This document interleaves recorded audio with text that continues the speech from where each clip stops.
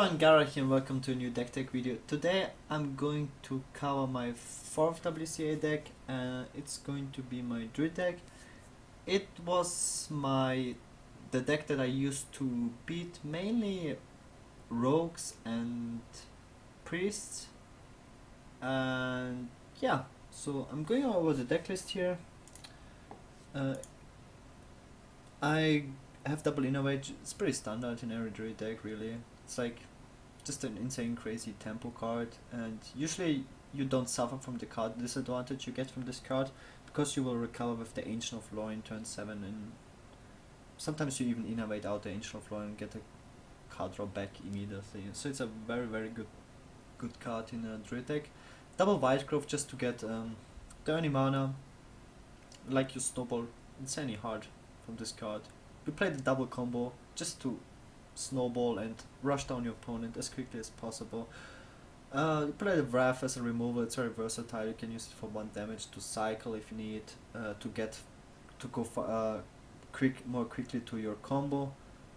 The Haunted Creeper, it's like a very annoying card to deal with, very annoying to remove if you don't have a silence, and this is basically what you want with. If you play Force of Nature Savage Roid, you have sticky minions on the board that are difficult to be removed.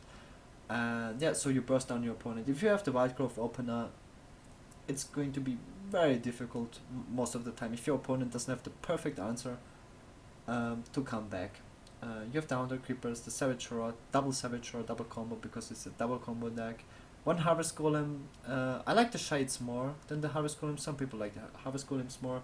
The Shades, like, you can just leave it on the board. It's like the same. You put it on the board. You don't have to reveal the card. If you are close to the turn 9 or 9 mana combo, yeah, you would just have like so much additional damage. Like for the guys, for the people who saw my games, like I even lost with 30 life as my on my Paladin against double Force of Nature, no, double Savage Raw Force of Nature, Shade combo. It's very crazy, a huge amount of damage. Swipe, it's like more direct damage burst. Sometimes you just burst your opponent will be on very low life. He will play a taunt, you can play around it, you just play the swipes and kill him that way. It's nice board clear card. It's very nice against Zoo especially, and yeah, Shamans. Especially when you have the White Growths out. Yeah, just to maintain the damage. You have like a big minion on the board, you can protect it with the swipes. No-Mission Inventor. I used to play No-Mission Inventor instead of Yetis because I played it mainly against Rogue. This deck was planned to beat Rogues, and I don't wanna, because you don't play the Ashudrakes like you did in the past, so I'm lacking card draw. So Ashudrakes, you have too many 5-drops. I played the Lord Tap, Sludge Belcher, two important cards. Spectral Knight as well, very strong card against Rogue and Priest especially. Yeah, I'm missing the card draw, so I decided to play No-Mission Inventor.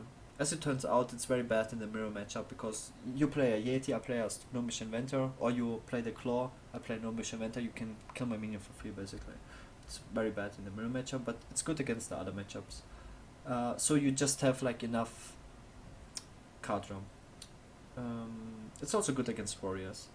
Oh, this is also like a deck that I wanted to use against Warriors.